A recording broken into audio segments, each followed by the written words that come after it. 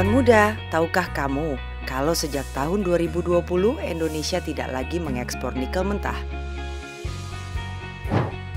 Bukan cuma nikel sih, tapi berbagai hasil tambang lainnya juga dilarang untuk diekspor dalam keadaan mentah. Nah, ini terkait dengan kebijakan hilirisasi yang dijalankan pemerintah Indonesia di bawah Presiden Joko Widodo. Kira-kira alasannya apa ya kawan muda? Pemerintah melarang ekspor nikel dan bahan tambang lain dalam bentuk mentah. Harus diolah dulu di dalam negeri kawan muda. Tujuannya supaya nilai jualnya lebih tinggi.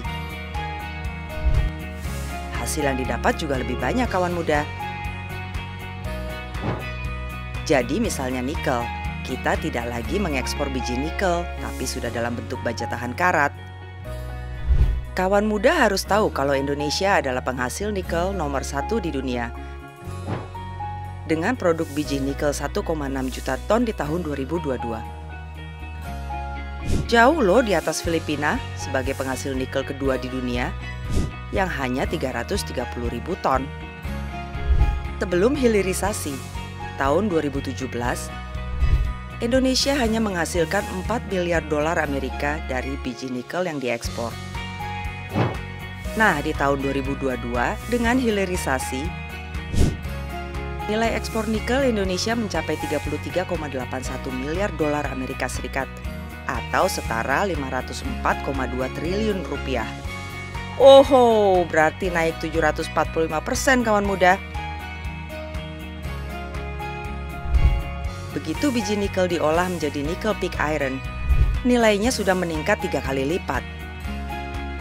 Saat ini di Indonesia sudah bisa mengolah nikel hingga menjadi bahan baku baterai yang nilainya kalau dibandingkan hanya menjual biji nikel naik hingga 120 kali lipat. Dan jika nantinya kita mampu membuat baterai di dalam negeri, potensi keuntungannya menjadi 642 kali lipat. Keuntungan yang tidak main-main kan kawan muda? Pantas saja kebijakan ini bikin gerah banyak negara lain. Bahkan lembaga dunia seperti WTO, IMF, hingga Uni Eropa ikutan protes kawan muda. Lihat saja dana yang didapat negara kita dengan program hilirisasi.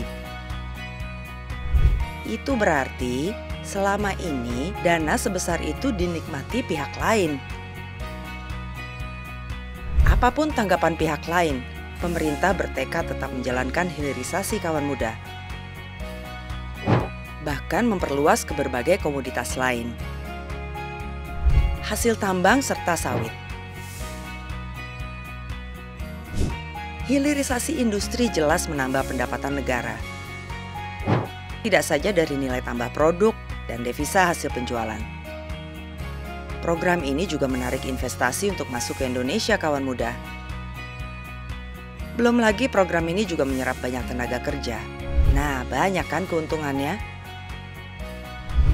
Kawan muda, meski begitu banyak keuntungan dari hilirisasi industri, entah kenapa tidak semua calon presiden dan calon wakil presiden yang terlihat tertarik meneruskan program ini.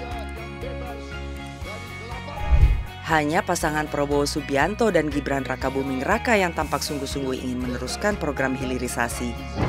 Makanya tidak heran kan kawan muda, kalau mereka ini disebut sebagai pasangan capres dan cawapres yang paling nasionalis. Enggak salah pilihan aku.